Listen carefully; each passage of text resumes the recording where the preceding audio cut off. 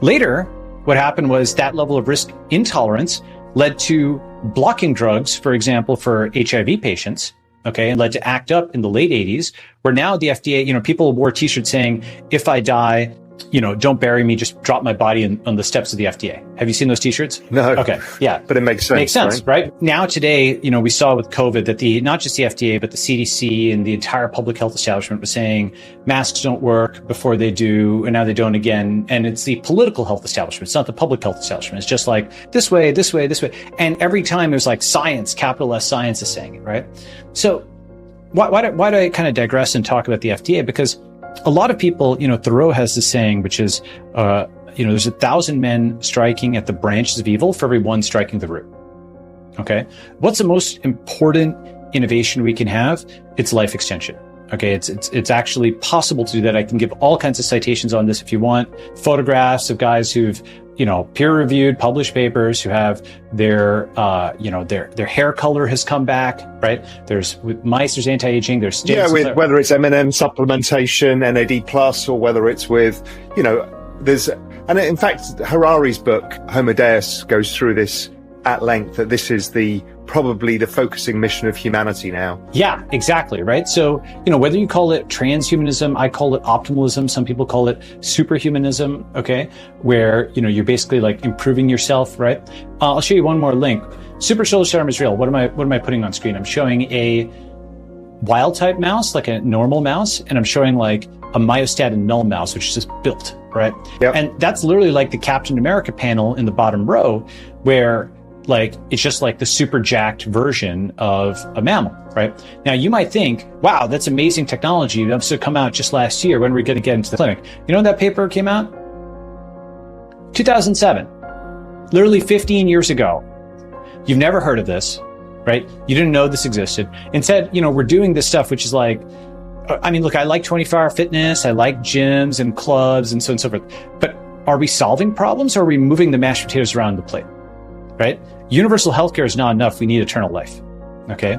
And the thing is, as crazy as it sounds, read David Sinclair, read the Huberman stuff, read, all the life extension longevity stuff, read Laura Deming. There's a lot of work in this space. I say this as a biomedical guy, I know it's like crypto. It sounds crazy, but then you dig in, and actually life extension is much like crypto in another way, which is it inverts fundamental premises. Crypto says user custody is good, deflation is good, central banking is bad, and so on and so forth. Life extension says that the premise of the medical system that you should die, and that some little death is good, and that eventual death is good, and that, the purpose of medicine is to repair you, not to make you better. It inverts those premises, right? Okay. Putting it all together, once you understand what the regulatory state is holding back, okay, once you understand that it's not just holding back Uber and Airbnb, which money is definitely not everything, but it's at least a quantitative measure. Uber and Airbnb, that's like $100 billion, more than that if you include Didi and Grab and, Gojek and so on around the world, right? Hundreds of billions of dollars just for taxi and hotel regulations, okay? The SEC, CFTC, this entire alphabet soup of financial regulatory agencies, clearly we're still in the middle of the crypto build-out. It's been holding back trillions of dollars. What is the FDA holding back? It's tens of trillions. It's like $100 trillion. It's like makes crypto look small, which is insane to think about, right? Because you think about what is your reserve price? Would you pay somebody who's like 80 something would pay their entire accumulated net worth to be essentially 20 again in terms of life, right? And so it's the largest market on the planet. Yeah, for sure. So now, how do you actually get to that market? Well, the thing that people don't realize is there's something called harmonization. This is the most important thing in technology to attack and figure out. For 10 years, 15 years, this is all I've been thinking about is harmonization, okay? It's like a different way of thinking about it. It's just a different way of casting some of the stuff I've talked about. Do you know what harmonization is?